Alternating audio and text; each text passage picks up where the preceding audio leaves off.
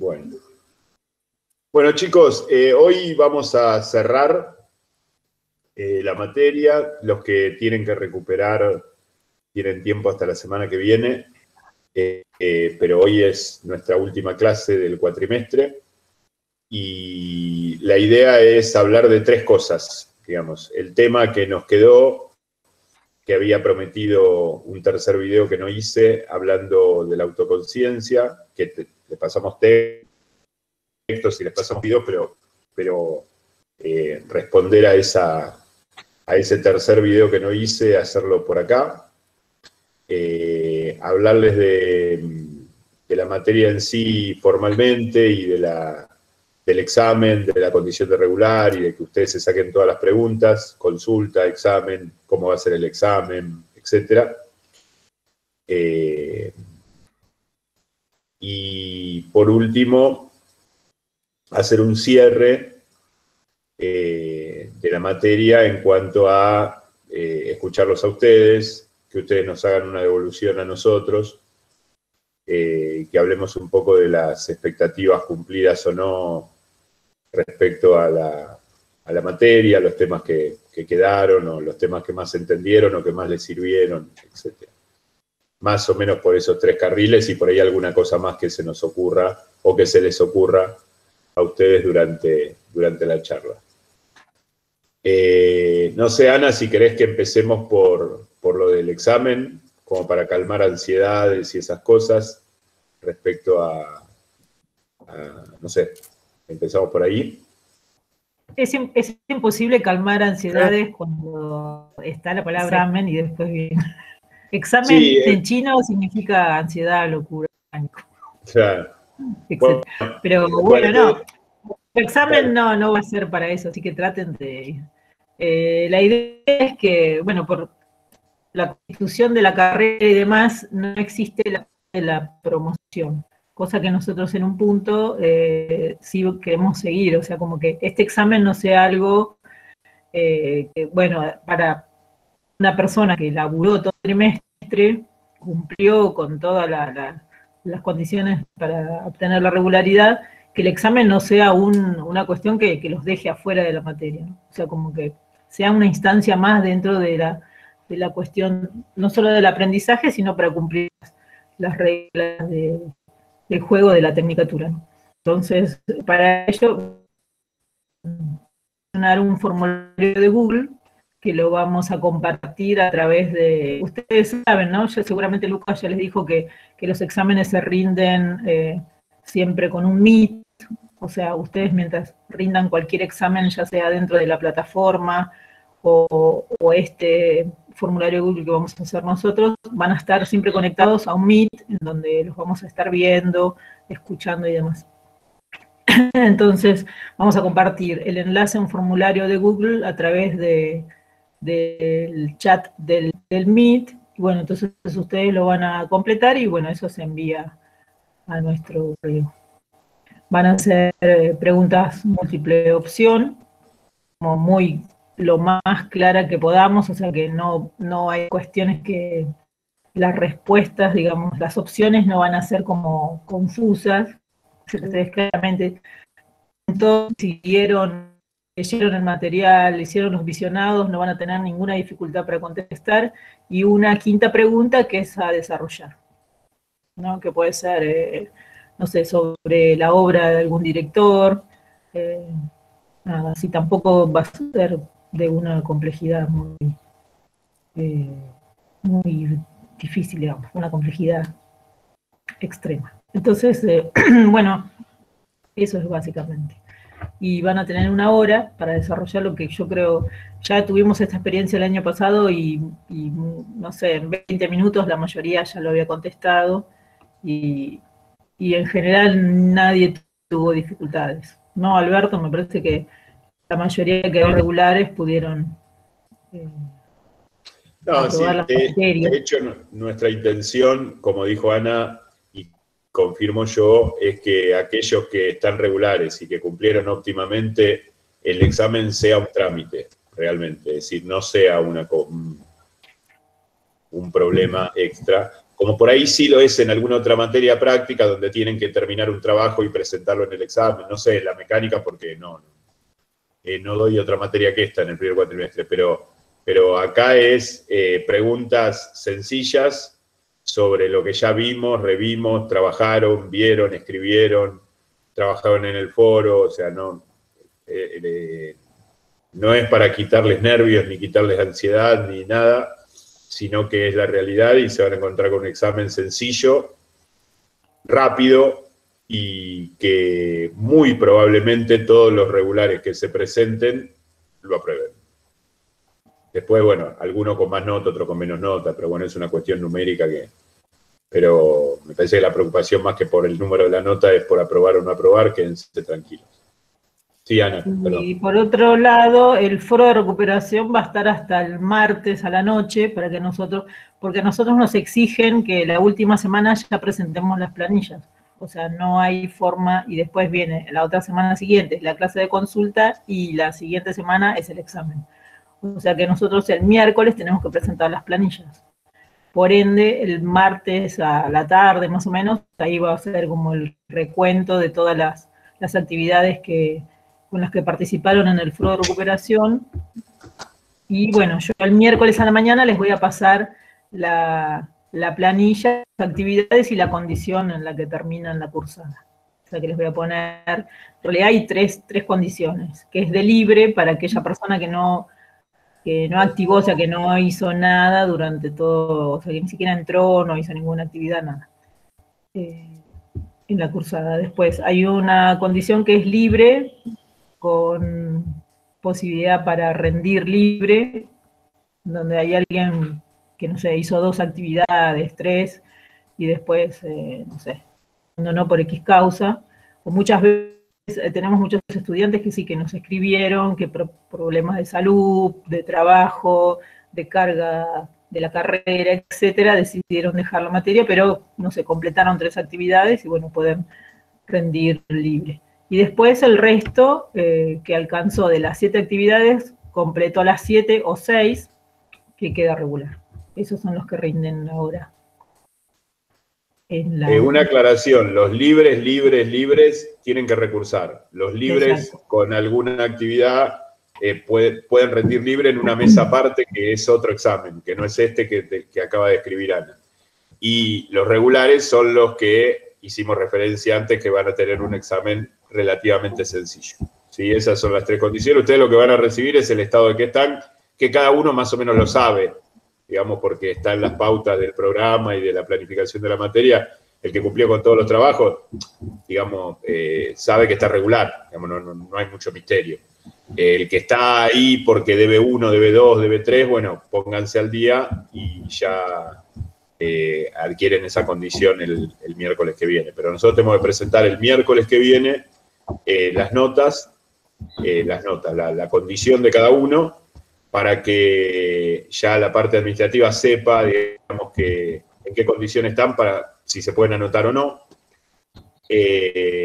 Sigo, Ana, el martes 22, después le vamos a hacer la noticia, vamos a hacer la consulta, que es la semana previa a los exámenes, o sea, la posterior a la que viene, martes 22, y el miércoles 30, a la mañana seguramente, todavía no tenemos la hora, pero el día Lucas me lo confirmó, que iba a ser miércoles 30, seguramente sea a esta hora, digamos a la mañana, como suelen ser nuestras clases.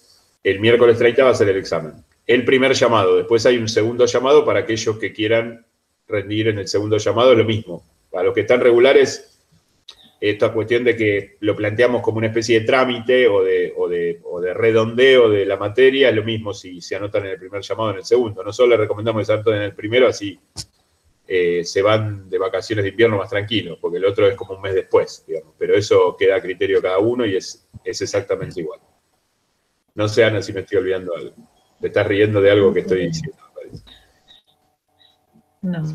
No, creo no. que y lo que solemos hacer con Alberto es, por ejemplo, nos llegan los exámenes y los corregimos ahí nomás, y como mucho al otro día ya todos tienen la nota para que no estén viendo qué me saqué, qué no me saqué, o sea, que sea menos estrés también.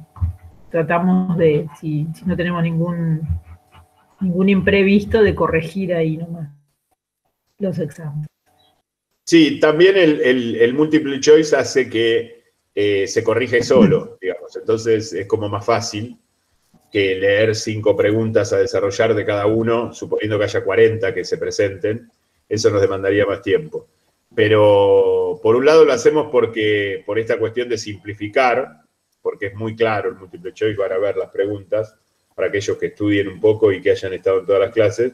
Y por otro lado también, por esto que acaba de decir Ana, porque normalmente 1 hora y media, 2 horas después de que ustedes rindieron, todos tienen las notas. Y se las pasamos. No sé cómo se las pasamos a ellos. Las subimos a la plataforma, o por mail, No, por mail interno. los mando por mensajería interna de la plataforma.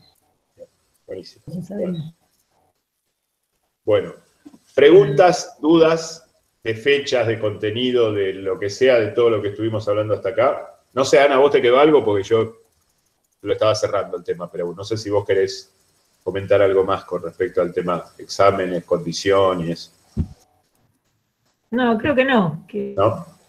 Sí, David ahí levantó la mano. Hola, Decime. sí, ¿qué tal? Quería consultar, o sea, para recuperar tenemos hasta el martes o hasta ahí nomás, digamos. Porque vi que tenemos la última actividad del foro, creo que es hasta hoy, hasta la noche.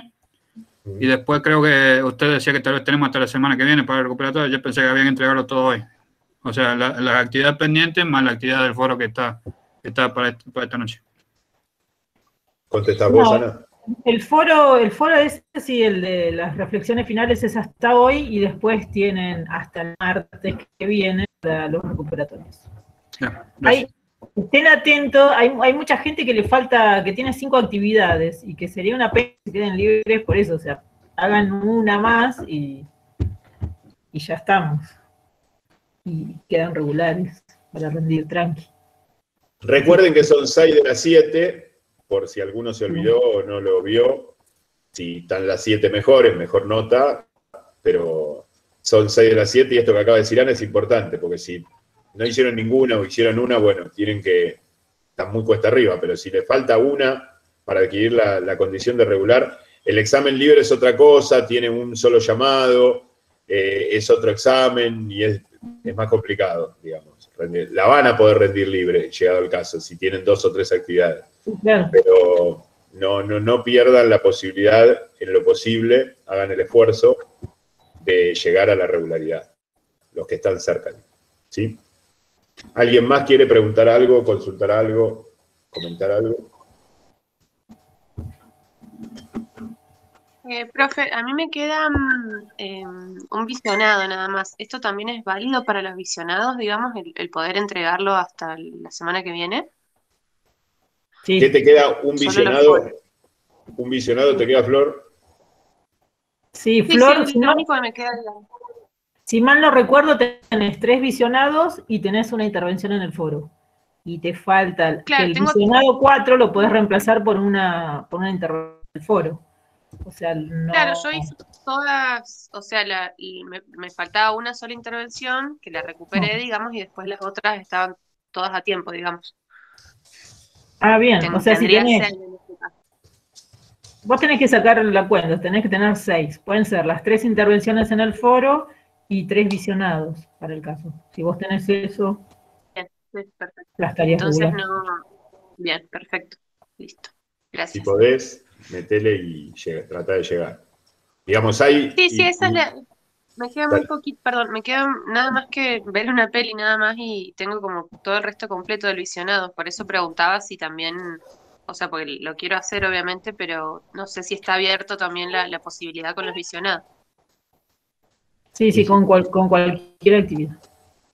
Bien, perfecto, gracias. Bueno, ¿alguien más que quiera consultar, preguntar, decir? No. Hay una cosita más que hay el foro de Cine Críticos se cerró y hay unas intervenciones que no las llegaste a avisar, Alberto, pero las leíste y bueno, esas, si yo les pongo que está ok en la planilla, es porque están aprobadas. Son unas poquitas que se cerró el foro y... ¿De cuál me hablas? ¿Del que se cerró la semana pasada o del que se cerró hoy? No, del anterior. Que yo también me olvidé de... Porque yo vi algunos, esta mañana vi algunos, pero eran de los cierres. Esta mañana vi algunos. Sí, ese es el de las reflexiones finales, está abierto hasta hoy. Ah, está abierto, claro. Hay uno viejo que me acordé justo ahora.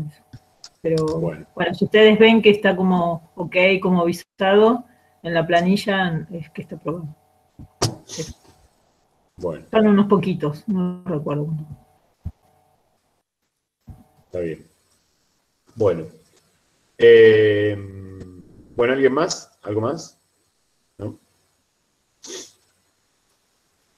Bueno, el tema que nos había quedado para dar era el tema de la autoconciencia. La autoconciencia es, por definición, esto lo habrán visto ya en los textos, es saber qué se sabe y qué se sabe con acento. Es decir, el famoso pienso, luego existo, es decir, el ser consciente de que uno está haciendo una película cuando está haciendo una película, y el hacerle saber al espectador que está viendo una película, en el momento en el que está viendo una película, es decir, esta cuestión que en otros términos por ahí, si ustedes leyeron, tiene que ver con el distanciamiento o con la artificiosidad del arte, es decir, estamos viendo una película y se nos recuerda que estamos viendo una película, que no es, que no hay ningún grado no hay una pretensión de hacerle creer al espectador que está viviendo eso, sino que lo está viviendo, pero sabe que está mirando una película, es decir, que está sentado en un cine, mirando una pantalla de algo que se filmó antes, se editó antes y se está proyectando ahora, ¿sí? Eso con respecto al saber qué se sabe. El qué se sabe es la elección autoconsciente que hace el director acerca de qué es el cine, qué es el lenguaje, ¿sí? ¿Qué de la tradición cinematográfica yo rescato y pongo en escena como para darle continuidad a esta actividad a partir de la autoconciencia? Esto tiene varias etapas a lo largo de la historia del cine. El primer gesto autoconsciente, un tanto salvaje, pero autoconsciente al fin, fue El ciudadano de Orson Welles en 1941. Si ustedes vieron la película, se habrán dado cuenta que la película está todo el tiempo mostrando su artificiosidad, todo el tiempo señalando, subrayando cada plano que utiliza, cada angulación de cámara que utiliza, señalando ciertos caracteres de actuación, señalando la escenografía, es decir, la escenografía en El ciudadano es escenografía, nos damos cuenta que es escenografía y está dicho a cuatro vientos que esto es escenografía. Y después, a partir del ciudadano, durante el periodo que podemos llamar de cine clásico de Hollywood, la etapa dorada, digamos, la etapa de oro de los años 40 y 50, esto se manifiesta de una manera un poco más sutil, pero ya se empieza a manifestar de una manera como no se manifestaba en los 30 antes del ciudadano. Es decir, hay de alguna manera el tema o uno de los temas de las películas es el cine. El cine es tema del cine. Esto ha pasado en todas las artes a lo largo de la historia y es común, sobre todo es común en esta época también, pero es común que una vez dada la autoconciencia se incorpore dentro de la producción de la obra como tema, desde lo técnico, desde lo temático, desde lo narrativo, desde lo simbólico, se incorpore el arte mismo en cuestión. Es decir, la literatura habla de literatura,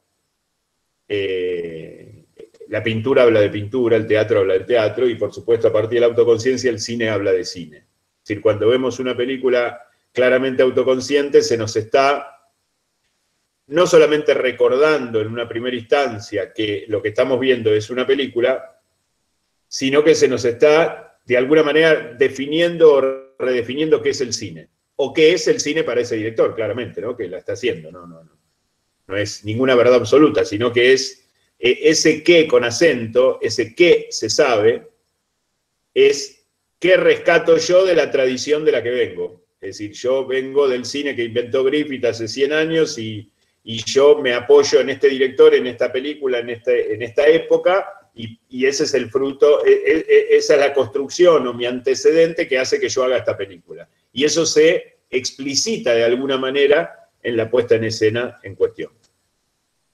Este segundo momento y fundamental momento para la historia del cine, que es el momento como definitivo de la autoconciencia, es los años 70 en Estados Unidos. Básicamente Coppola a través del Padrino, Padrino 1 y Padrino 2, Apocalipsis Now también, y otros directores como William Friedkin, El Exorcista, básicamente, Sorcerer, y después lo siguieron Brian De Palma, Carpenter, Peter Weir, Robert Benton, Bogdanovich, Scorsese, etc. ¿Qué es este segundo momento de la autoconciencia? Es disfrazar de alguna manera aquello que antes se hacía demasiado evidente, a partir de, por ejemplo, tomemos emblemáticamente al Ciudadano, es decir, disfrazar ese que se sabe subrayando los aspectos técnicos de la película y explicitar aún más las cuestiones que tienen que ver con la tradición del cine de ese mismo director. ¿Sí? Explicitar más las cuestiones históricas, las cuestiones políticas, las cuestiones que tienen que ver con qué vino a hacer el cine o para qué sirve el cine, o cuál es la utilidad del cine, o por qué tenemos que seguir viendo cine. Y es una especie de cierre de la autoconciencia, digamos, en todas las artes. Es como el preanuncio de una decadencia. No de una decadencia porque el cine que se haga después va a ser malo, o porque no se haga más cine, sino porque se llega a una cima de conocimiento del lenguaje propio, en donde no queda más remedio casi que entrar en una serie de variaciones acerca de lo que ya se hizo. Como que ya no se puede inventar más nada, ¿no? El teatro con Shakespeare o la novela con Cervantes, o la pintura con el Renacimiento. Es como que después hay que jugar un poco en función de lo ya hecho, pero la autoconciencia nos recuerda que no podemos empezar de cero, que hay algo atrás nuestro que nos llevó hasta acá y que lo tenemos que tener en cuenta, aunque sea para oponernos, para contradecirlo o para ser variantes de eso mismo. El maestro Fareta dice que la autoconciencia, como habrán visto en el video, es el fin del cine, pero no el fin solamente porque se termina, porque no necesariamente se termina y porque no lo va a dictaminar ni Fareta, ni Coppola, ni yo, ni ustedes, sino porque el arte, cuando llega a la autoconciencia, llega a su fin como finalidad. Es decir, llega a su meta. Es decir, se termina de redondear un recorrido en donde se justifica a sí mismo.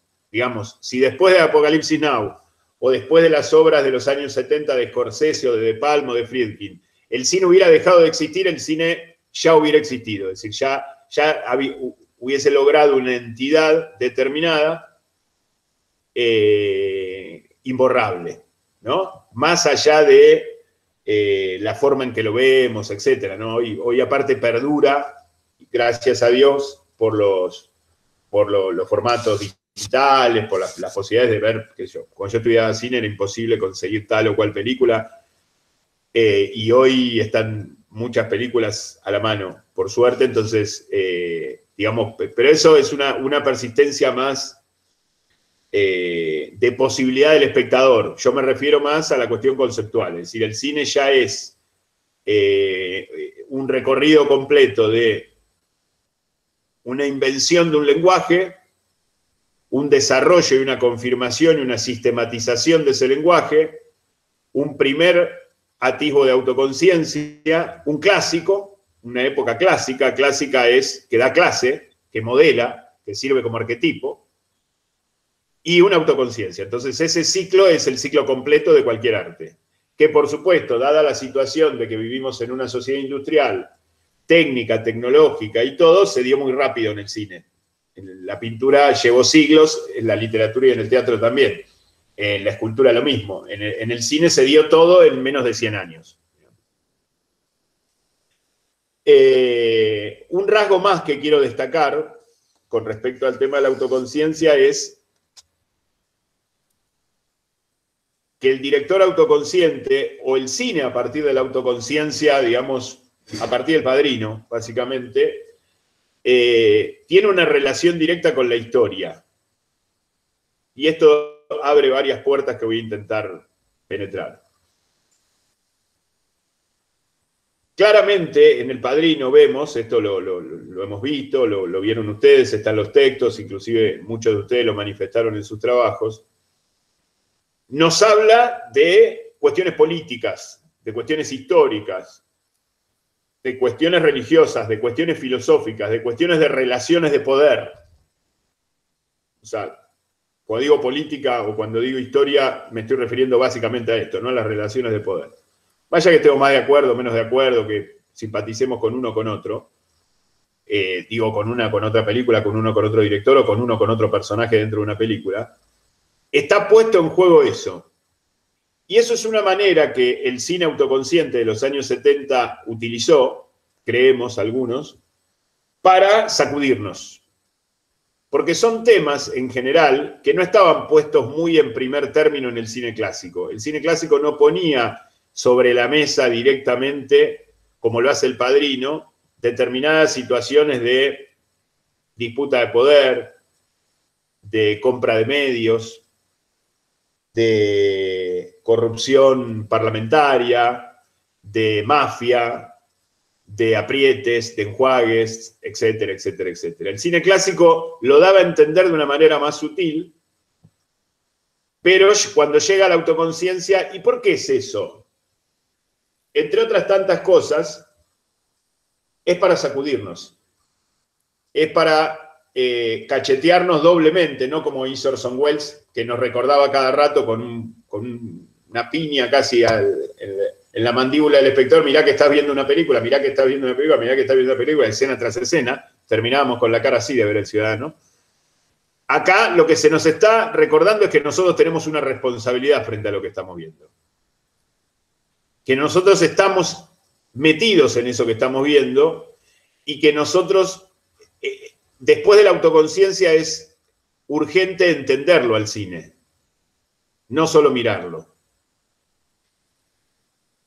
Que nos recuerda que el cine es algo serio, digamos, no porque las demás artes no lo sean, por supuesto también lo son, pero ya estaban reconocidas como serias de antes, ¿no? El cine como que necesitaba algo más. Siempre el cine luchó contra un fantasma intelectual de arte técnico, tecnológico, entretenedor, espectáculo, banal, comercial. Es decir, el cine siempre está como al borde de un sinsentido. Y estas películas nos recuerdan que el cine es serio, que el cine es importante y que llegó la hora de pensarlo para los que no lo habían hecho hasta ese momento. Que llegó la hora de involucrarnos. Voy a decirlo de una manera exagerada, no lo tomen literalmente, que tenemos que vivir de acuerdo a lo que aprendemos en las películas, digamos, ¿sí? Tenemos que llevar adelante eso que las películas nos hacen pensar. La película, los libros, las obras de teatro y la pintura, pero eso se suponía que ya tenía esa seriedad antes y que ya pensaba el mundo, filosofaba el mundo, profundizaba el mundo desde tiempos inmemoriales. Pero el cine nunca había llegado a ese momento en donde se nos agarra de las solapas y se nos dice: mirá que esto es serio, esto es para vos y esto lo tenés que completar vos espectador, ¿no? Esto es básicamente el periodo, el segundo y definitivo momento de la autoconciencia. Por supuesto que esto esto plantea varias cuestiones. Primero que esto sigue. Digamos, no es que Coppola hizo El Padrino y después se fue a dormir la siesta y después filmó como si no hubiera hecho El Padrino. Después vinieron otros directores y esos otros directores se sumaron a ese tren. Lo que nos plantea también la autoconciencia es que nos estrecha, nos limita, nos recorta ciertas posibilidades. Porque a diferencia del cine clásico, y de hecho está documentado que es así como voy a decir, los directores clásicos no se miraban entre sí. Digamos, Hitchcock siempre decía, yo no tengo tiempo de ver el cine de John Ford, yo tomo algo, me tomo un wiki con John Ford, pero yo no estoy mirando porque estoy 10 horas por día, de lunes a sábado, filmando mis películas. No tengo tiempo para ver el cine de John Ford. Lo veré cuando sea viejito y probablemente ya haya muerto sin verlo. Ahora, en la autoconciencia se miran todos entre sí. Y el que no se mira entre sí pierde. Porque no se puede filmar sin asimilar El Padrino. No digo verlo, asimilarlo. No se puede filmar como si El Padrino no existiese. No solo Coppola, sino sus contemporáneos o los que lo sucedan. No se puede filmar una película de guerra pensando que Apocalipsis Now no existe, o no habiendo visto Apocalipsis Now. Y por eso estrecha mucho esta situación, y por eso gran parte del cine que se hace, por lo menos de los circuitos comerciales, y la mayoría de este circuito sale de Hollywood de los últimos 20, 30 años, es malo. Porque no se asimila, o no se asimiló, o no se quiere asimilar, no es que no lo hayan visto, no se quiere asimilar eso que cuando uno entra se lo tiene que tomar en serio. Esto es como el trabajo de ustedes, como estudiantes de cine y futuros realizadores, o algunos ya realizadores. Realizadores, productores, guionistas, lo que sea. Si ustedes no se toman en serio, van muertos, digamos. O sea, esto es serio en tanto que uno lo crea serio y le va a hacer bien si se lo toma en serio. Si no se lo toma en serio, no es que va a venir un dedo acusador, nadie va a ir preso por no tomarse en serio Apocalipsis Now. No es una cuestión legal. No va a venir la policía a tocarnos el timbre. Lo que sí, no vamos a poder seguir, digamos, ya no se puede pensar el cine, y yo me arriesgaría a decir, pensar la filosofía contemporánea sin asimilar El Padrino y Apocalipsis Now. O sea, vivimos así como vivimos una época newtoniana, einsteiniana o copernicana, vivimos una época coppoleana en términos de arte, de pensamiento y de filosofía. Por supuesto que no es el único pensador, no es el único, pero es hora de que, y la autoconciencia nos llama a eso, es hora que cuando hablamos de las películas seamos conscientes de que estamos hablando en el mundo del pensamiento. No estamos hablando en el mundo de la decoración. No es algo que nos decora la vida. Es algo que forma parte del pensamiento. Es algo que forma parte del pensar el mundo. Es algo que forma parte del desarrollo humano, de la psicología, de la sociología, de la filosofía. No es algo que, bueno, es un costadito, es algo que yo los sábados le dedico un ratito y después sigo mi vida como si nada pasase, digamos. Esto es por lo menos lo que yo entiendo que estas películas expresan, y en parte la prueba está por las películas que las sucedieron, ¿no? Tanto de estos mismos directores a lo largo de su obra, algunos mejores que otros, creo que Scorsese, pobre, resbaló un par de veces, ahora hizo esta maravilla que es El Irlandés, pero ha tenido algunos, como que la autoconciencia lo pasó por encima y no estuvo a la altura en algunos momentos de los 90 y de los 2000. Probablemente el éxito le jugó una mala pasada, un director muy exitoso, y con muchas posibilidades de filmar con mucho dinero. Pero si vemos la obra de todos estos directores que nombré, Carpenter, Friedkin, podemos sumar a Cameron, Robert Benton, Bogdanovich, Brian De Palma, Peter Weir, Lawrence Kasdan y otros, dentro de lo que fue esa camada norteamericana del cine de los 70 y la generación inmediatamente posterior, vemos esa asimilación, vemos esa seriedad, digamos, ese tomar al cine como algo serio. Digamos, un cineasta que toma en serio Apocalipsis Now y que filma con cierto talento es un pensador. Dejémonos de hinchar, digamos. Esto es un poco la idea central de la clase de hoy. Y una de las herramientas que tiene, más allá de la brillante puesta en escena, la capacidad narrativa, la capacidad simbólica, los ejes verticales en su lugar, las simetrías, el fuera de campo, el punto de vista, la cámara, la luz, la actuación, bla, bla, bla, bla, es la introducción de la historia, de la política, de la lucha por el poder, de la evidencia de lo trágico del mundo y de lo trágico del ser humano en el devenir colectivo, como herramienta de cacheteo, de avivate, mirá que esto es serio, ¿sí? ¿Alguna pregunta? ¿Alguna duda? Hago un parate acá y escucho. Comentarios, preguntas.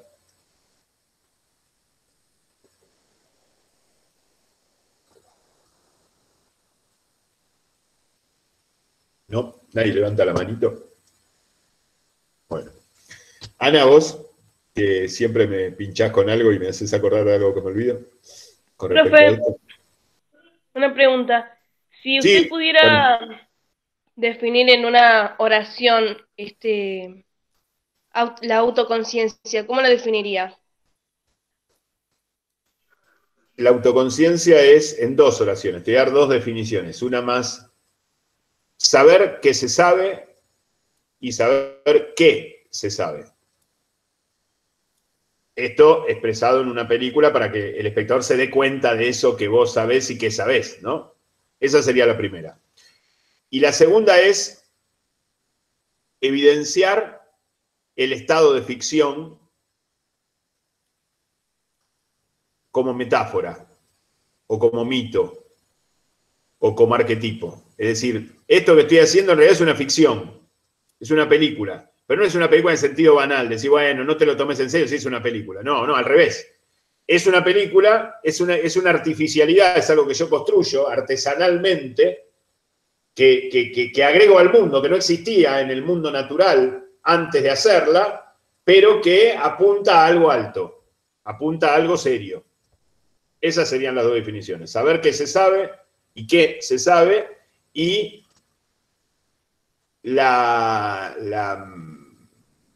delatar el estado de ficción apuntando a algo alto. No sé si te contesté, Cami. Sí, profe, gracias.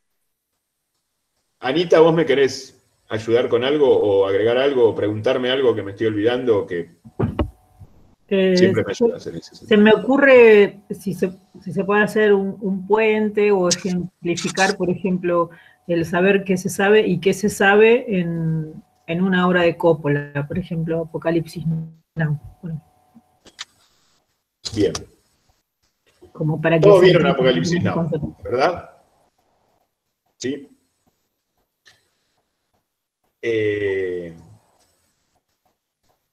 Claramente la película, en cuanto a su forma, a su carpintería, a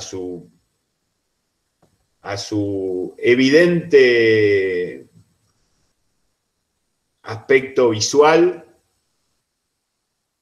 es autoconsciente. ¿Por qué? Porque apenas empieza, nos pone una imagen de una selva que es la naturaleza pura, lo otro absoluto de lo artístico, de lo artificial, una selva verde y todo, y aparece un humo amarillo y un helicóptero. Digamos, ahí ya hay una oposición que dice, que me están diciendo algo, me están oponiendo algo. Aparece una canción de los Doors, que es The End, e inmediatamente, bueno, no tan inmediatamente, pero después de unos segundos, una explosión en donde entendemos rápidamente, mediante el fuera de campo, que esos helicópteros, eso invasivo de la naturaleza, arrasó con la naturaleza mediante unos napalm, ¿no? Unas bombas que quemaron todos esos campos. Se funde a la imagen de Willard, quien va a ser el protagonista de la película, que está boca arriba en la cama, pero está al revés filmado. Entonces eso ya, y hay otro dato, está al revés, es decir, está, ¿cómo decirlo? La cabeza de él está al revés. Nosotros lo vemos desde arriba en un plano cenital, pero él no le vemos la cara como yo se las veo a ustedes ahora, sino que al revés. Y Willard mira a cámara. Mira a cámara y después empieza a hablar como si nos estuviera hablando a nosotros. Eso ya es llanamente autoconciencia. ¿Sí? Ahora, esto sería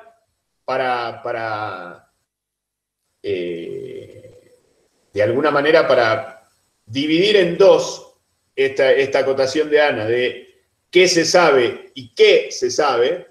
El primer qué sin acento sería eso. Es decir, ahí estamos, nos está diciendo que estamos viendo una película. Ahora vamos a qué, con acento, es decir, ¿qué es lo que sabe Coppola, que nos está diciendo y que nos invita a saber, o por lo menos a reflexionar, o a hacernos unas cuantas preguntas? La misión que le toca hacer a Willard en Apocalipsis Now es ir a matar a un coronel, a un superior norteamericano, es decir, a uno de su propia tropa, por una cuestión de desobediencia, y tiene que remontar un río al revés, es decir, tiene que ir contra la corriente, es decir, subir al río hasta el principio del río, y a medida que va haciendo ese recorrido al revés, otra vez la autoconciencia, vamos viendo instancias de civilización cada vez más salvajes. ¿Sí? Primero el napalm, después las bombas, después las ametralladoras, y después los terminan tirando de flechas, no sé si se acuerdan. ¿Sí? Y después se encuentra con Kurtz, que es el caos absoluto, el caos originario. Digamos, el mundo donde habita Kurtz es como el mundo antes de organizarse en lo más elemental. Digamos, es el desorden absoluto. ¿Sí? Es una especie de historia del mundo contada al revés, contada para atrás, haciendo como una revisión hacia atrás. Si a esto le agregamos ciertos condimentos estrictamente cinematográficos, esa persona a la que vamos a buscar, que está ahí en el fondo de la historia, en el fondo de la civilización, es un actor conocido, prestigioso, protagonista del Padrino, película que Coppola había hecho unos años antes, que lo vemos en foto y que se nos está anunciando todo el tiempo, y ya sabemos por los créditos, por el afiche, porque fuimos a ver esa película, que es Marlon Brando, nada menos. Entonces hay una cuestión histórico-política, si queremos, o sociológica o antropológica en el recorrido hacia atrás, y hay una cuestión cinéfila también. ¿Se entiende esto? Bien.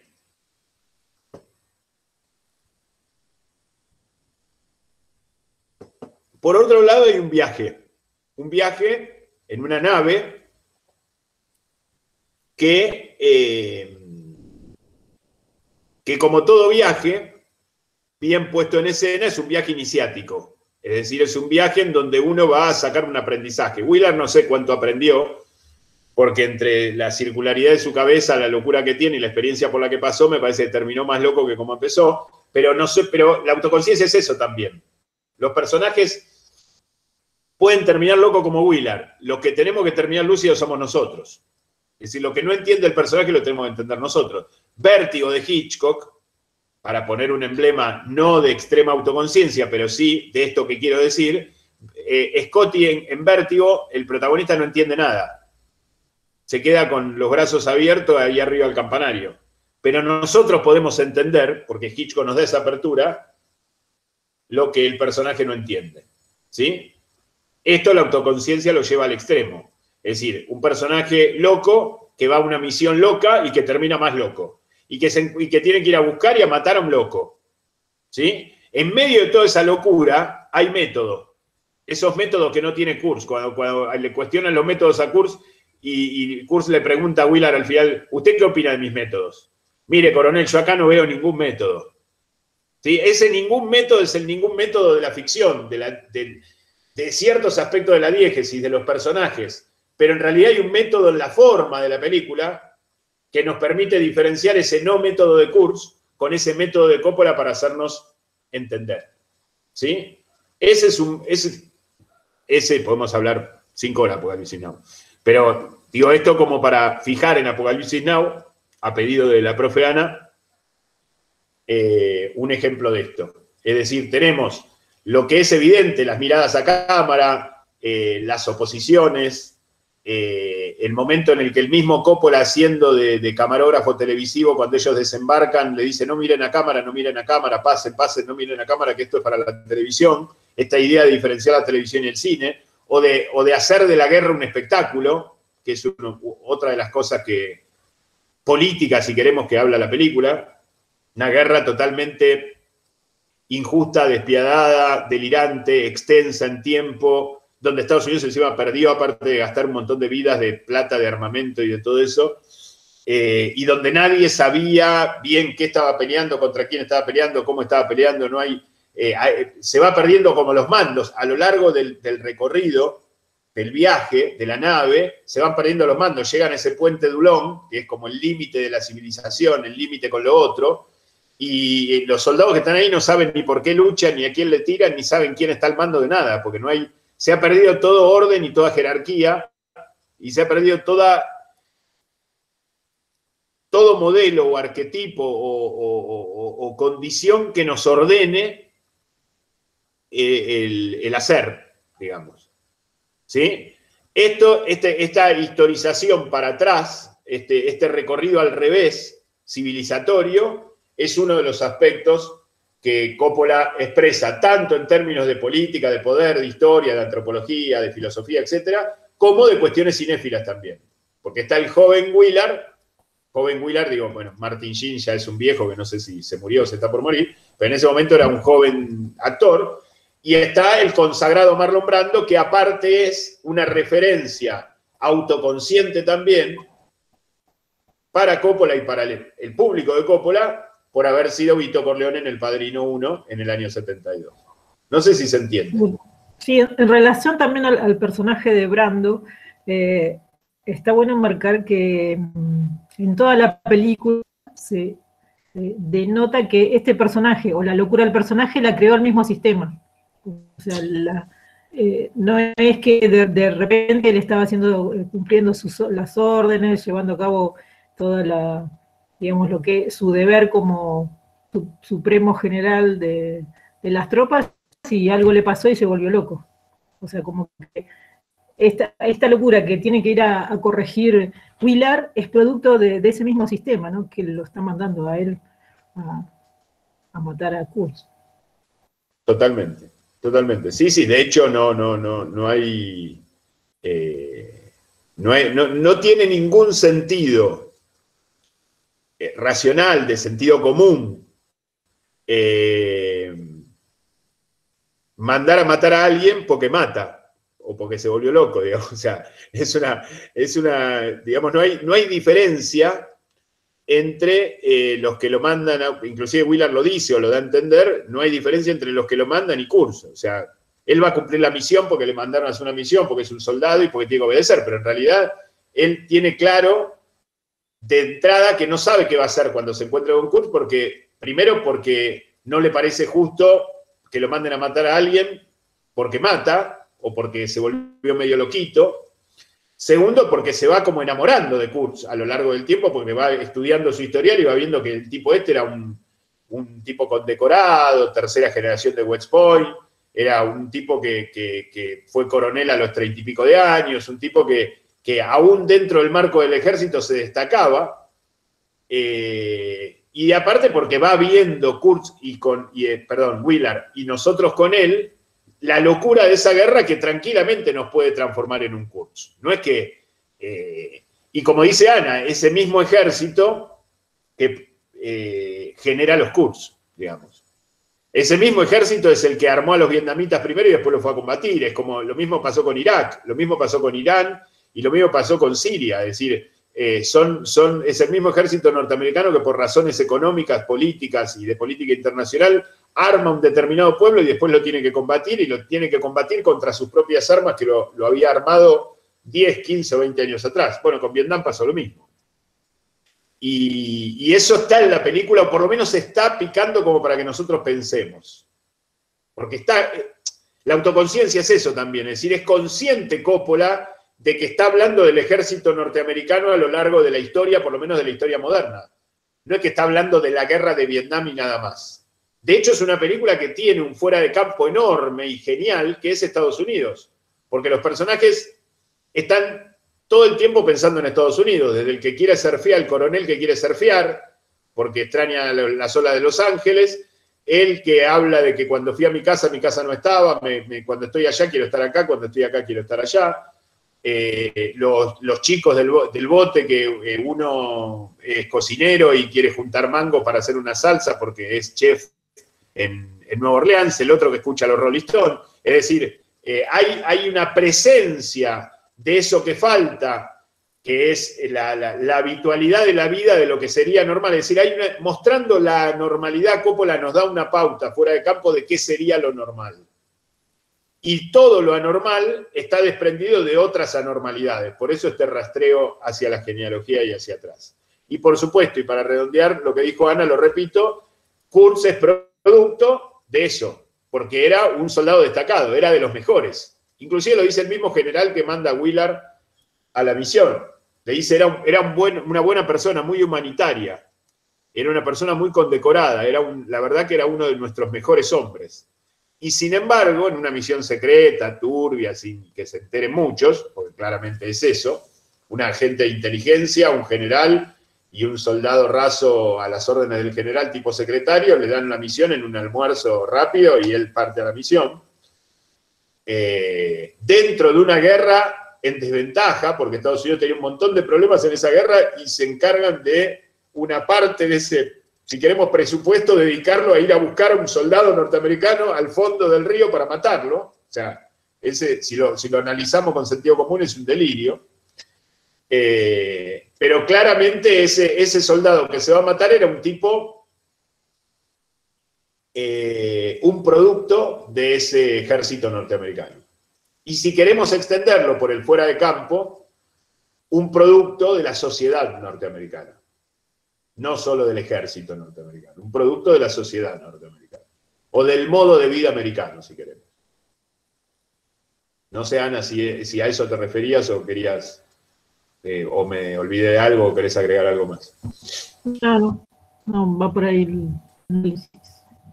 Bien. Bianca, habías levantado la mano, me pareció. A ver, ¿dónde anda Bianca? Sí, acá. Ah, dale. Quería preguntar si el cine de ahora sigue siendo autoconsciente o qué ejemplo me puedes dar de que haya un cine autoconsciente hoy día. El cine de ahora tiene el problema que planteé hace un rato cuando definía la autoconciencia. O se subió a la autoconciencia o se quedó abajo, y se nota mucho la diferencia. Antes no se notaba, ahora se nota. No veo mucho cine de ahora, no sé a qué te referís de ahora, no sé si te referís a este último año o a esta última década, pero hay cine autoconsciente, claro que sí, claro que sí. Brian De Palma, que es uno de estos directores que empezó en los 70 o en los fines de los 60, que es de la generación de Coppola, es un cine autoconsciente. No sé si han visto Dominó, la película del año 19. O las anteriores de Palma, esa es la última. William Friedkin sigue filmando documentales, ficción, salteado, pues está grande, tiene más de 80 años, pero es cine autoconsciente. Bueno, el mismo Coppola. Y creo que el gran director autoconsciente desde los últimos 20 o 30 años es Cameron, es James Cameron, el director de Titanic y Avatar. Después, por supuesto, hay cine autoconsciente en Europa, hay cine autoconsciente en la Argentina. Qué sé yo, por ejemplo, esta película sanjuanina que hizo Fernando Salem, ¿la viste vos, Ana?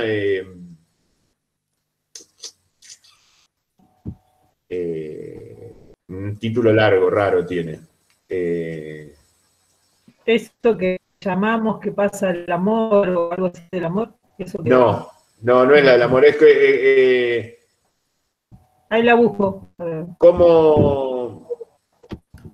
Esto es como casi todas las cosas, ¿no? ¿Cómo es? No. Tiene un título largo. Salem, de del 16, del 2016 o del 2017, 2014, no sé.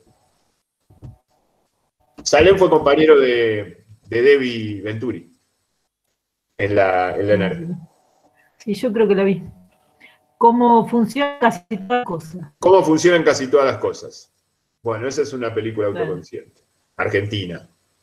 Sí, yo la Muerte en Buenos Aires, un policial con un abordaje extraordinario del tema gay. Una película de Natalia Meta. Se llama la directora, es una chica. Natalia Meta. Sí. Natalia Meta se llama. La de Noche Es buenísima de- esa película. muy buena esa película. Yo siempre pienso en la producción, sí. cuando mandaron el guión, la escena de los caballos por la avenida de Mayo, habrán dicho, déjense. Y está ahí la película. Caballos de raza que corren así despavoridos por la avenida de Mayo, a la noche. No, hay una, bueno, no conozco, no la conozco personalmente a Natalia Meta, pero tengo idea de quién es y tenemos amigos en común y sé que le puso todo a esa película, que tiene plata, que tiene recursos, que tiene para conseguir plata, tiene contactos y todo, y hizo la película que quiso. Ahora hizo otra, que una amiga mía, que es justamente la amiga en común que tengo con ella, la vio, yo no la vi todavía, creo que no se estrenó, el año pasado la hizo, no, antes de la pandemia, digamos. Creo que en el 19 la filmó, que aparentemente está muy buena también. Después, qué sé yo, hay un director francés, Oliver Marchal, que vieron MR73, el policial ese con Daniel Auteuil. Ese director, yo la última película que vi es del 2014, no sé si sigue filmando, lo perdí un poco, pero ese es un director absolutamente autoconsciente.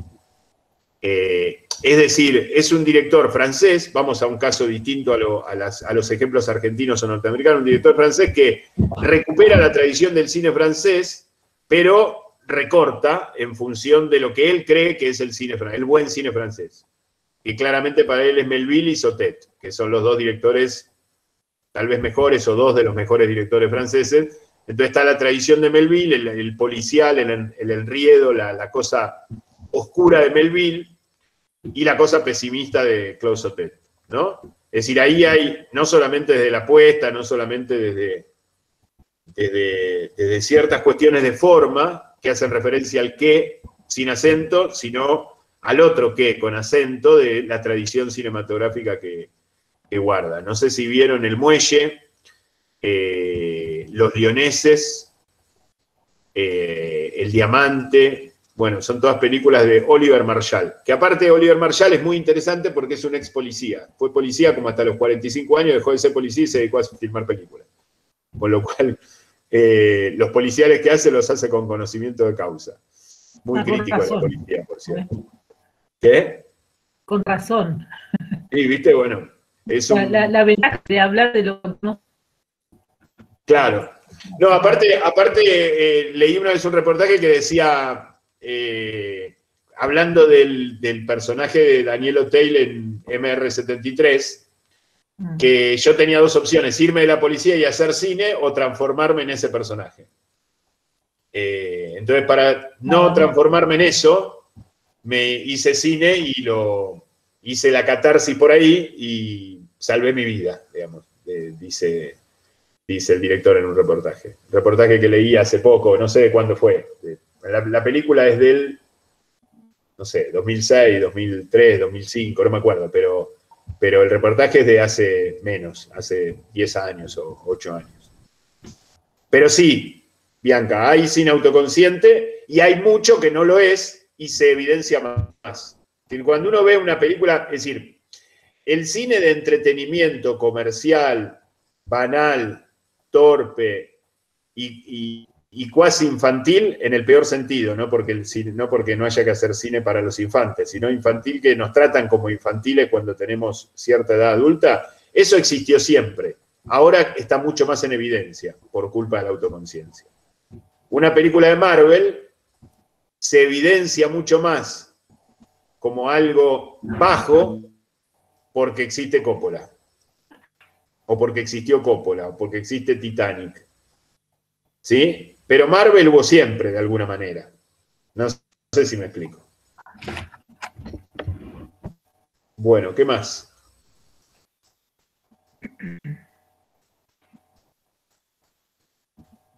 ¿Alguien quiere preguntar algo, comentar algo? No. Varios nos apagaron la cámara, no sé si se fueron a hacer el mate o a dormir. ¿Qué más, Ana? ¿Algo más? No, de mi parte no. Bueno, yo de todas maneras vi algunos, bueno, todos los que vi hasta ahora de los comentarios que hicieron sobre la autoconciencia y más o menos están bien en los textos, más esta clase, más el videíto de Fareta que les dimos sobre la autoconciencia, que creo que es el más largo de todos, los videitos de Fareta. Les recomiendo, Fareta está reeditando sus libros con correcciones y ampliaciones, y ahora va a salir el año que viene seguramente, ahora va a salir otro, pero el que les recomiendo es uno que va a salir el año que viene, que es El concepto del cine, que es el primer libro que publicó de cine en el 2005, que va a salir corregido y ampliado, y donde va a haber un extenso capítulo dedicado a este tema. Pero no quiero ahondar más, ni dar más vueltas, ni citar más ejemplos de películas que por ahí no vieron y marean más de lo que aclaran. Si ustedes preguntan, yo contesto. Si no, cerramos esta parte de la clase acá y no sé, Ana. Y hacemos un cierre de la materia, bueno, no sé. ¿Qué te parece a vos? A vos, Ana, Tula, profe. Hola. ¿Vos apagás el micrófono para lavarte las manos? Yo te lo voy a abrir, dale. Me gustaría saber, de todas formas estamos pensando una reacomodación de la materia, pero nos gustaría saber qué piensan ustedes, si se sintieron bien con esta metodología, si pudieron apreciar o relacionar los contenidos con los visionados, o cómo se sienten ustedes desde que tocaron la materia y ahora.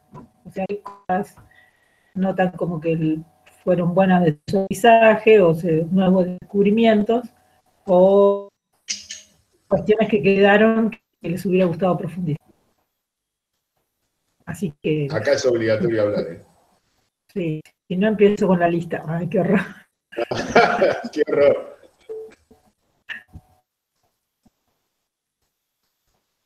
Vamos, larguen. Marcia en su estudio con... ¿Me escuchan? Sí. Perfecto. Bueno, en primer lugar quiero agradecer, primero fue un susto, ¿no? Cuando nos tiraron todos los visionados juntos, es como que todos dijimos, ¡ay! Como que no llegábamos a tiempo. Bueno, en lo personal sumado que justo en ese periodo tuve COVID y estuve medio lenta, pero pude ponerme al día, gracias a Dios, porque es una materia que disfruté mucho y que me ayudó a comprender muchos aspectos del cine. Y sobre todo, a mí me apasiona el cine argentino, entonces conocer la historia del cine clásico argentino para mí fue súper disfrutable y como que siempre quiero más y, no sé, redescubrir algunas cosas, o sea, descubrir esto de que la primera película, por ejemplo, de Lumiton, y que uno de los creadores de Lumiton habían sido los Locos de la Azotea. Para mí que la radio es fundamental y que fueron para mí fundamentales en la historia, más en los 100 años de la radio, estamos en 101 ahora casi, y bueno, un montón de cosas que se van uniendo, no solo en la historia del cine, sino en las historias personales. Me pareció sumamente interesante el poder abordar desde ahí. Y por supuesto, conocer más de la historia del cine de Hollywood me pareció sumamente interesante, y ver las películas que ya algunas había visto, redescubrirlas, digamos, verlas con otras miradas que fueron posibles en base a esto, ¿no? Es decir, bueno, primero planteo, me siento a verlas ya como un estudiante de la carrera, que cambia diferente a como cuando uno puede ver cualquier película por gusto y piacere, sino empezar a tener un análisis más crítico y aprender a entender algunas cuestiones de por qué se hicieron así, para mí fueron fundamentales en lo personal. En cuanto a los contenidos, entiendo que por el tema de estas materias que son cuatrimestrales, que en realidad son bimestrales en la práctica real, entiendo que fueron vastos y estuvieron bien dispensados y cómo fueron armando la materia. A mí me pareció muy cómodo, más allá del susto inicial de los visionados. Pero yo agradezco además esto, ¿no? El de tener material complementario, películas complementarias para seguir, para aquel que le interese determinada temática, es una herramienta muy importante, y aparte porque es como que marcan el camino hacia dónde, ¿no? Que uno por ahí cuando no tiene todos los elementos no sabe hacia qué lugar ir. Así que para mí la valoración es súper positiva, teniendo en cuenta esto que les digo, que las materias cuatrimestrales en realidad terminan siendo bimestrales y uno entiende que dar estos contenidos tan profundamente, y además agradezco por supuesto, las explicaciones que son súper claras, los conceptos, y que cuando no entendemos algo van derecho al hueso, y eso para nosotros es sumamente fundamental, tener estas respuestas claras ante estas tantas preguntas, porque no todos tenemos el mismo nivel de conocimientos con respecto a esto, somos de distintos rangos etarios también, ¿no? Algunos se entienden más fácil, otros menos. O sea, captar alguna información, y bueno, y algunos somos más ávidos de conocer algunas determinadas temáticas en lo que tiene que ver con la historia del cine. Yo estoy muy feliz de haber tenido esta materia en el primer cuatrimestre y no tenerla en el segundo o en el tercero, porque sé que me allana el camino en un montón de otras cosas en cuanto a nivel de análisis y de comprensión. Y así que por mí, muchas gracias, y me encantaría que la materia tuviera más continuidad o este tipo para conocer más. Pero entiendo que dentro de la cuadratura que tiene ahora este formato, ¿no? La carrera, entiendo que ha sido suficiente en estos 2 meses. Así que muchas gracias. Bueno, bárbaro, Marcia. Con respecto a las películas, justamente es una de las cosas que estamos pensando en modificar a partir del año que viene, para que no sea no achicar la cantidad, pero por ahí diseminarlas de otro modo, y no todas juntas al principio, que un poco asustan, pero sí vamos a seguir haciéndoles ver películas porque me parece que es fundamental, y me parece que lo que enseñan son las películas más que nosotros. Con respecto al material complementario, nos parece fundamental porque siempre hay, porque todos son diferentes, todos somos diferentes, más o menos intereses, o más o menos atención, o más o menos tiempo, o por lo menos está ese material que por ahí alguno de ustedes lo retoma, el complementario me refiero, tanto el escrito como el fílmico, dentro de un año, dentro de 2 o dentro de 3, y está, no está de más, no nos cuesta nada. Con respecto al tema de la materia, bueno, yo doy esta materia en San Juan, en la ENERC, en San Juan, y tiene 2 años la materia. La materia es anual primer año y anual segundo año. Y los contenidos que tengo que dar son más o menos los mismos. Por supuesto que acá está súper recortado, ¿no? Entonces intentamos conceptualizarlo lo más posible como para que queden ideas y cosas que despeguen y que sirvan para cuando se explayen más históricamente. Es decir, hay directores que no hemos nombrado, hay épocas que casi hemos salteado, hay determinada cinematografía que no hemos atendido, pero bueno, tiene que ver con esto que decía Marcia, de que es una materia que se vuelve bimestral prácticamente, que complica la distancia, que complica el hecho de que nosotros sabemos que ustedes están cursando esta materia y 10 más a la vez. Entonces, bueno, en ese sentido no es para justificarse nada, pero es lo que tratamos de hacer. Igualmente, ya antes de esta devolución de ustedes, de lo que dijo Marcia y de lo que van a decir después sus compañeros, ya teníamos pensado algunos cambios para optimizarla para el año que viene. Y una cosita más de lo primero que dijiste, Marcia, el cine argentino es el único cine del mundo que en lugar de ser hijo del teatro, como es toda la cinematografía del mundo es hija del teatro, el cine argentino es hijo de la radio y del tango. Por supuesto que los actores que usaban, algunos eran actores que venían del teatro, pero muchos eran cantantes de tango que no se sabían mover y que aprendieron a actuar con el cine. Caso Hugo del Carril, Alberto Castillo, el mismo Gardel. Gardel fue actor de cine. Y además, se lo conoce mundialmente a Gardel por sus películas, no porque como lo conocemos nosotros, que es qué sé yo, una leyenda argentina desde los años 10, ¿sí? Entonces, es una rareza, vos que sos una persona de radio, es una rareza muy particular que el cine argentino viene de la radio y del tango, a diferencia de otras cinematografías que vienen claramente del teatro, que descienden naturalmente del teatro. Bueno, ¿qué más? ¿Quién más quiere? Yo. Bueno, yo concuerdo con Marcia. A mí Los Visionados yo los re disfruté, porque me gusta mucho tener que mirar películas así, crítico, digamos, después tener que analizarla.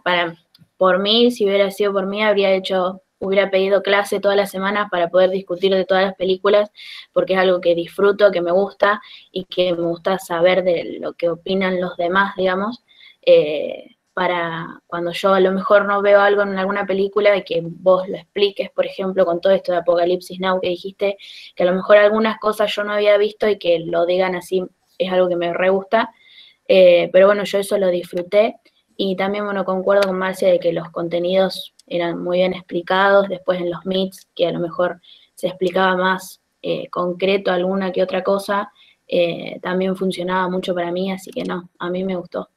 Y también me hubiera gustado que sea anual y que sigan dando muchísimas más películas. Bueno, anotemos eso, Ana, porque está bueno meter meets de clases entre los visionados. Yo eso no lo había pensado. Por ahí vos sí. Pero está bueno eso, porque, digamos, es como un acompañamiento a ese análisis que algunos se sentían perdidos al hacerlo y que nosotros no evaluamos en el sentido de calificar como malo o bueno un análisis, si no comprometido o no, esto lo dijimos de entrada, pero está bueno que por ahí después de un primer visionado de 4 o 5 películas haya un meet y hablemos de esas 4 o 5 películas una vez que todos las hayan visto, y la participación en ese meet y la asistencia a ese meet sea la evaluación más que ellos tengan que balbucear, inseguros, muchos de ellos, algo sobre cada película por obligación, ¿no? Está bueno esto que dice Bianca, lo compro. Gracias, Bianca, muchas gracias. Sí, una de las mejoras puede ir por ahí. Lástima que las mejoras no las van a disfrutar ustedes, pero bueno. Uno aprende a ser padre cuando ya sus hijos no le dan bola. Bueno, es así la vida, ¿qué vamos a hacer? Bueno, ¿quién más? Hay algunos chats, me pareció, ¿no? Leíste, vi al pasar que aparecían. Sí, Rosa, que estás toda tapada, Rosa. Me da frío. Tiene frío, Rosa. Sí, está tremendo. Yo me estoy congelando acá porque tengo un hogar a leña y hace rato que no le he hecho nada, así que está la brasita, ¿no? ¿No tenés gas vos en tu casa, Ana? No. Vivo en el campo. No, bueno, yo no tenía gas hasta que me mudé acá, me cambió la vida. El primer invierno. Bueno. De casualidad que tengo luz eléctrica, así que no me quejo. Bueno, ¿qué dice Rosa? He disfrutado de este espacio, me gustaría la asignatura fuera anual, bueno, más o menos lo mismo que dijeron los demás. Bueno, sí, quedó afuera mucho cine, pero bueno, con respecto a esto del centro y la periferia,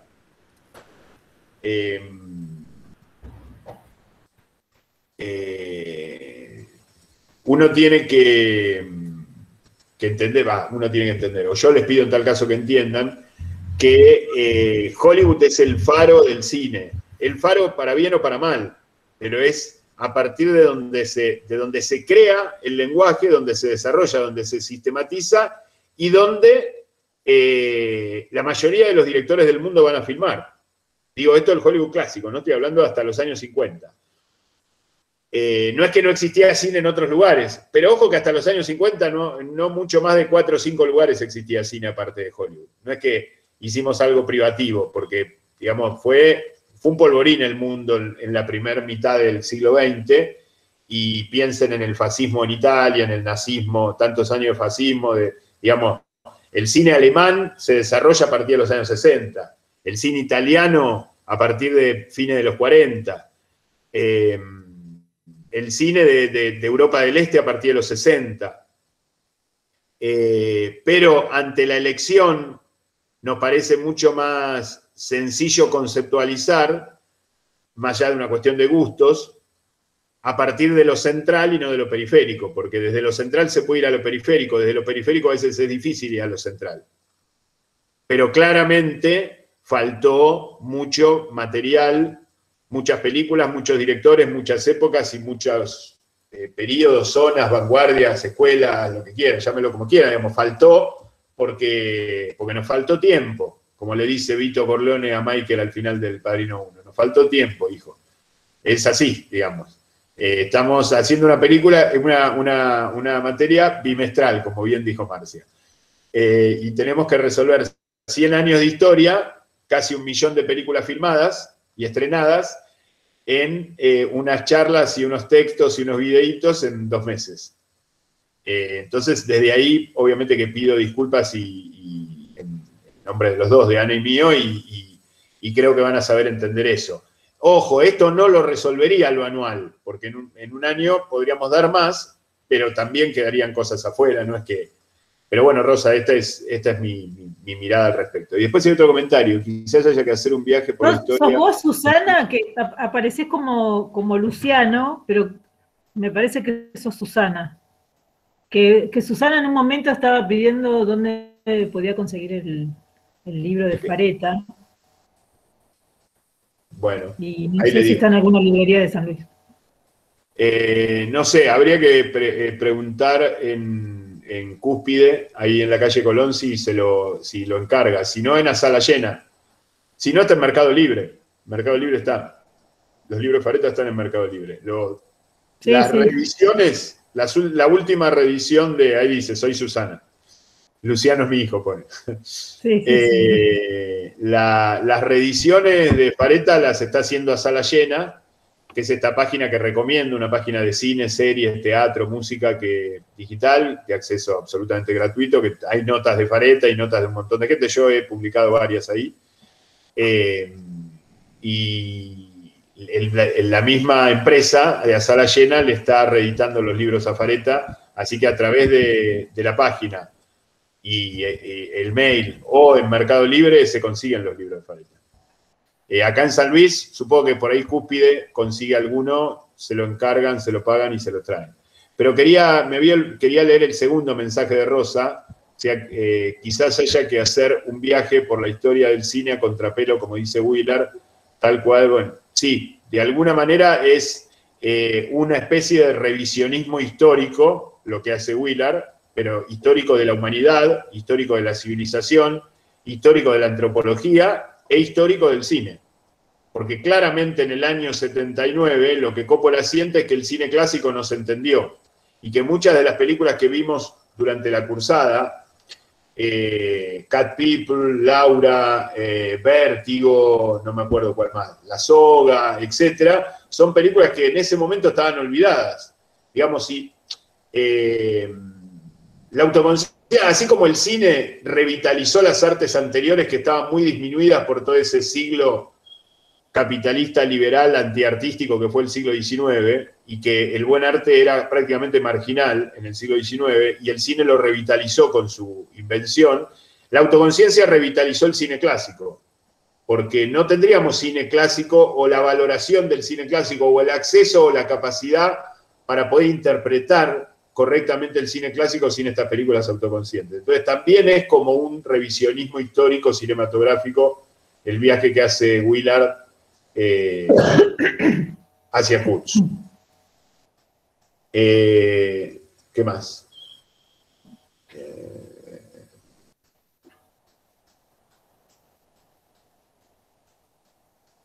Bueno, lo de permitirse otra lectura, esto creo que lo dijimos al principio, Rosa.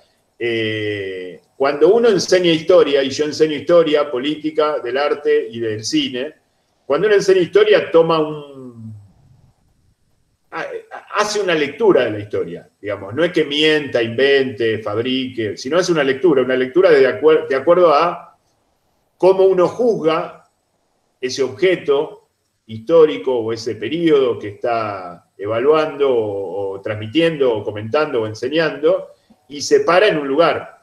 Pero por supuesto que está claro y que cada uno se para desde su lugar. Pero yo no me puedo parar en otro lugar que no sea el mío. O sea, si tuviese más tiempo, esto lo hablamos el otro día a propósito del western, ¿te acordás con Ana, con el ocaso de los Cheyennes de Ford y todo eso? Si, digamos, el lugar en el que uno se para es en el lugar en el que uno está, no en el que uno obliga a los demás a estar, sino en el que uno está. Y cualquier materia histórica, se diga o no, lo diga el profesor o no, digo cualquier materia de cualquier cosa, no solo histórica, pero lo histórico es más claro, porque hay una postura de futuro cuando uno enseña historia. Es decir, cuando uno enseña historia argentina, hay una idea de país a futuro que uno se imagina y desea cuando está enseñando la historia. Si no, no está enseñando nada, en realidad. Si no, está enseñando meros datos arqueológicos para museo. En general, cuando uno enseña algo del pasado es porque está mirando para adelante. Claramente uno lo hace desde su lugar, y los invito a que cada uno lo haga desde su lugar. Pero yo no me puedo poner en otro lugar que no sea el mío. No podría mentirles diciéndoles que Coppola no sé qué. Digamos, digo realmente que Coppola es quien yo creo que es. Puede ser que muchos de los directores o muchas de las películas o muchos de los momentos de la historia del cine que yo doy de la manera A, ustedes pueden encontrar un equivalente en una manera B, o C, o D. No niego esa posibilidad, pero estoy convencido de esta. Entonces,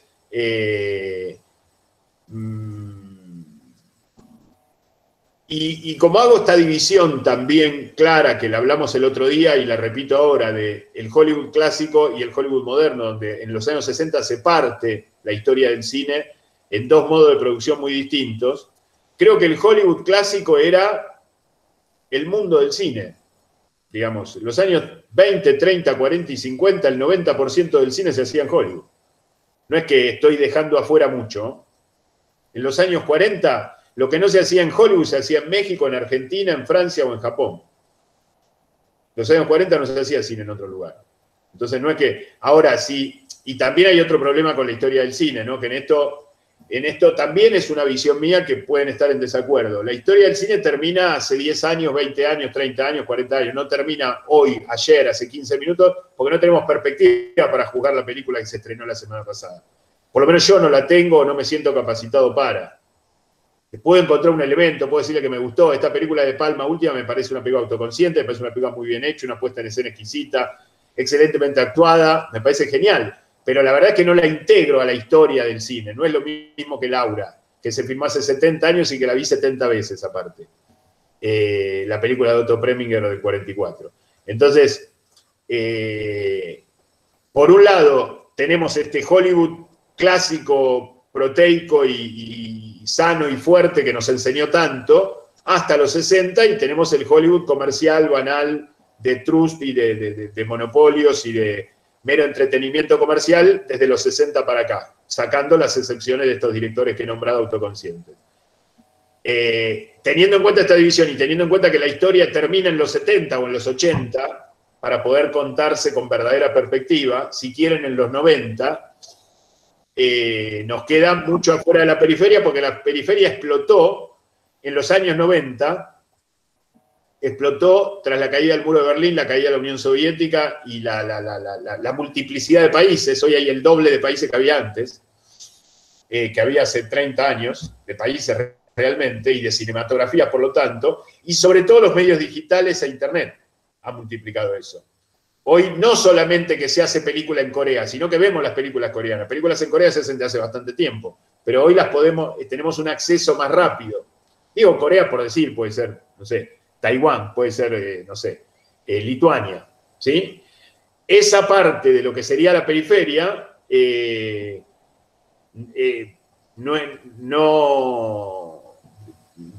por una cuestión epocal, por una cuestión cronológica, si queremos, por lo menos desde mi punto de vista, queda fuera porque falta perspectiva para ensamblarla con algo llamado historia del cine para mí. Porque aunque tuviera 4 años dando la materia 4 años, no sé si le incluiría, preferiría profundizar el cine clásico, preferiría profundizar el cine mudo, preferiría profundizar el cine autoconsciente o el cine de los 60 o de los 70, y no tanto lo que se hizo ayer, que todavía uno no tiene la perspectiva, por lo menos para categorizarlo históricamente. Sí, para verlo, disfrutarlo, discutirlo, debatirlo, eso sí, por supuesto, eso lo podemos hacer con cualquier cosa. No sé si fui claro.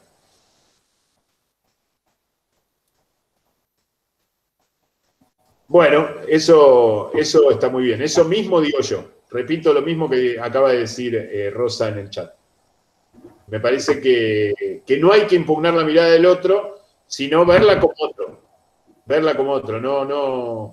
No, en ningún momento, y lo digo muchas veces porque cuando no se dice, yo sospecho, que uno no está haciendo proselitismo político, convenciendo, buscando votos o buscando adeptos. Uno está dando su manera de pensar para que los demás piensen y construyan la propia. La propia puede ser parecida, igual, distinta, opuesta, indistinta. No, eso me parece válido. Me parece que cada uno tiene que construir su propia historia del cine. Esto creo que lo dije en alguna de las charlas de mí. Cada uno tiene que construir su propia historia del cine. Con lo que tenga, con 3 películas, con 5, con 1000, haciendo hincapié en una época o en otra, o en tal país o en tal otro. Uno hace lo que puede también. Digo con mis limitaciones, porque si hablo de que se hicieron 1 millón de películas, se imaginarán que ni Ana ni yo vimos 1 millón de películas. No hay tiempo en 7 vidas para ver 1 millón de películas. Sin embargo, damos una materia de historia del cine porque hicimos un recorte de acuerdo a nuestras convicciones, a nuestra idea, a nuestra forma de ver, a lo que nosotros creemos que es el cine. Así como cuando uno enseña historia argentina, de alguna manera la cuenta en favor de ese país que se imagina en el futuro. Bueno, cuando uno cuenta la historia del cine, la cuenta en función de la película que uno cree que se debería hacer, o que es la ideal, o que es la mejor, o que es la más superadora. Bueno, en esos términos, cada uno tiene que construir su propia historia. No su propia historia personal. En relación a eso, y como decías, tampoco que yo pienso lo mismo que Alberto piensa lo mismo que yo. Por ejemplo, yo siempre le digo, Ana ve cine. A mí me gustan mucho más las películas complementarias, o sea, yo soy de ese palo, o sea, me gusta más, qué sé yo, miré mucho más la Nouvelle Vague, como estoy más como de la parte de la plástica, me gustan mucho las vanguardias, el cine experimental, ahora estoy como viendo un poco más todo lo que es lo de videoarte y demás, así que yo les recomiendo las películas complementarias y demás, ¿no? O sea, miro ahora mucho cine europeo también, o sea, como que el cine clásico más lo entiendo, lo admiro y lo puedo disfrutar a través también de la mirada de Alberto, que también yo tenía muchos prejuicios en relación a digamos, esta cuestión del cine industrial, como, bueno, en vez de hacer autos, hacíamos obras de arte, ¿no? Eso que siempre nota Alberto, pero sí, a mí me gusta mucho más, o sea, como que me gusta experimentar otras películas con otros formatos. Hay películas que miro que tienen la pantalla dividida en 4, ¿no? Por ejemplo. Y hay, para aquellos que quieren ver como otra mirada, hay una serie de videos que a mí me parecen que están buenos, que es la historia del cine de Marc Cousin, no sé si lo conocen, que hace así como que, en parte, como centraliza, digamos, todo esto, los movimientos y los cambios a través de la historia mediante lo que pasaba en Hollywood, pero a su vez hace un recuento así, no sé, el cine de Turquía en los 50 que pasaba, ¿no? Como, y se hace como una visión más global de lo que estaba pasando en ese momento. Después, si quieren, les paso el enlace, son como 15 capítulos, y es muy dinámico. Si lo quieren ver, no sé, en las vacaciones de invierno, ¿no? Ya que no podemos ir a esquiar ni nada, bueno, no sé. Bueno, eso. Bueno, sí, está claro que la profe Ana y yo tenemos gustos distintos y miradas distintas, y está bueno que cada uno tenga la propia y lo disfrute. Lo que no está bien es no tomárselo en serio, digamos. En el lado que uno esté, en la periferia, en el centro, en el costado, allá, acá, con el cine argentino, con el cine europeo, norteamericano o japonés, que uno se lo tome en serio porque es algo serio, realmente que vale la pena tomárselo en serio. Bueno, ¿alguien más que quiera comentar algo, preguntar algo, hacer una devolución, hacer una crítica, o una pregunta, o una consulta, opinión? Nos quedan poquitos, se van yendo.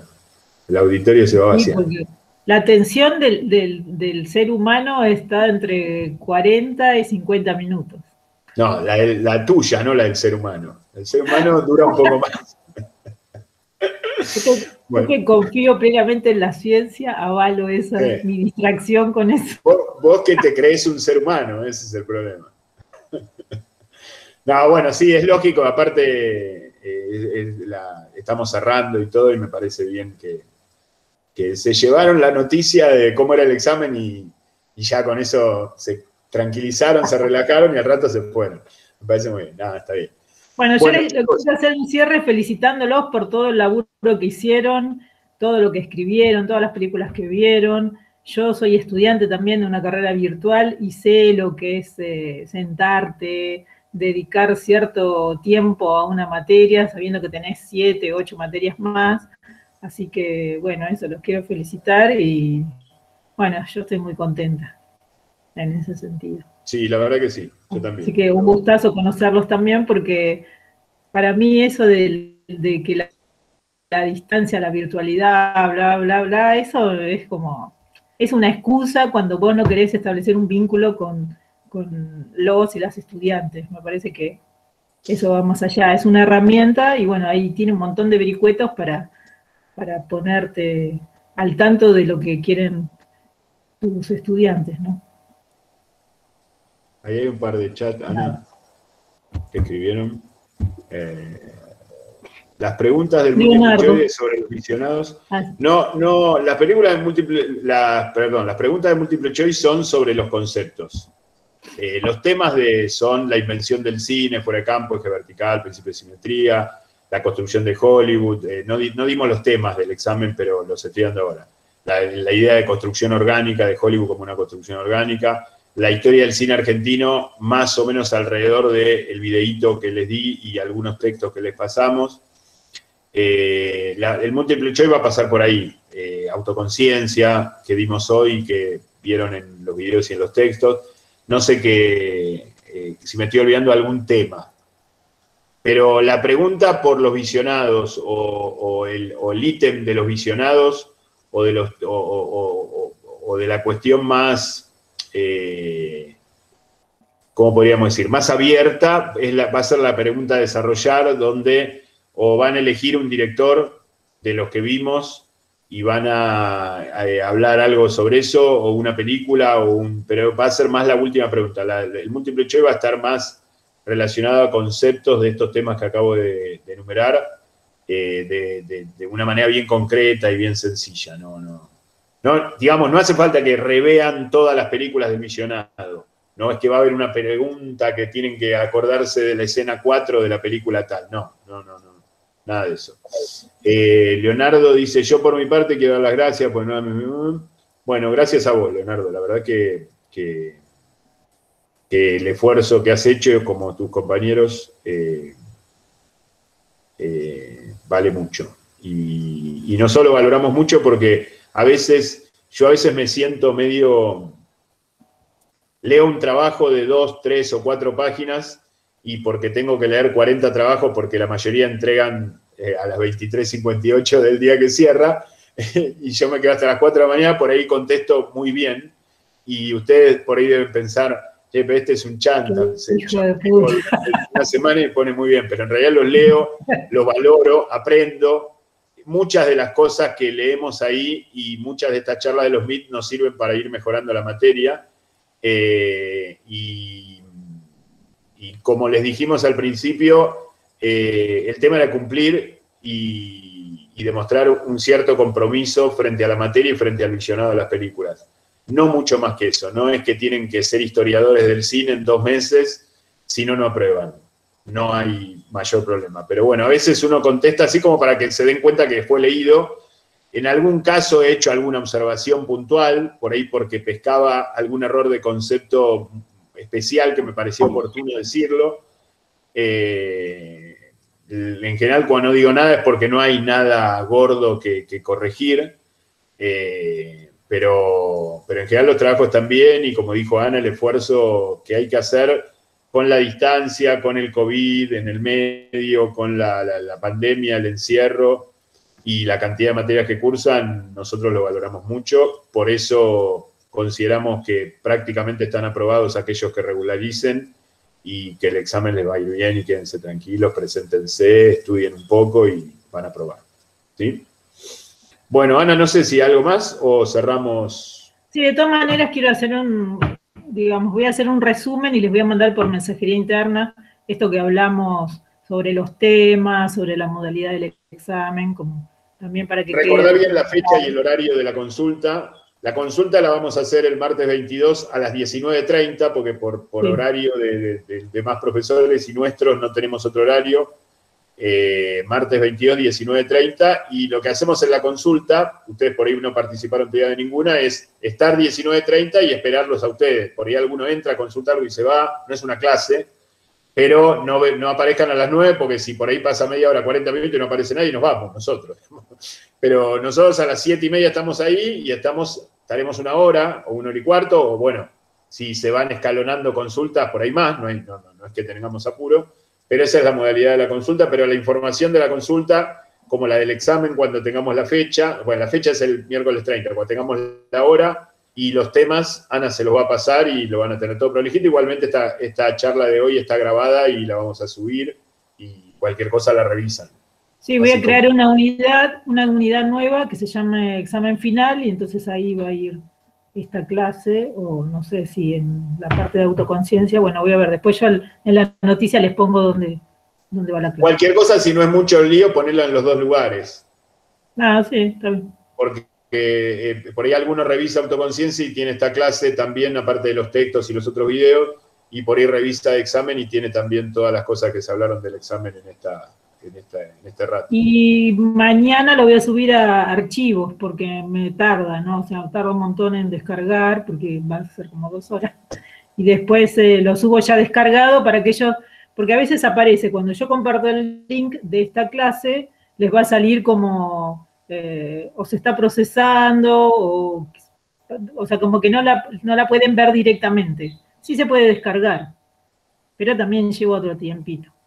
Pero bueno, voy a subir el link en 2 lados y en sitios cuando se me descargue. Y también para subir a la plataforma me tarda otro tiempito, así que yo supongo que mañana ya va a estar en archivos, para verlas así directamente.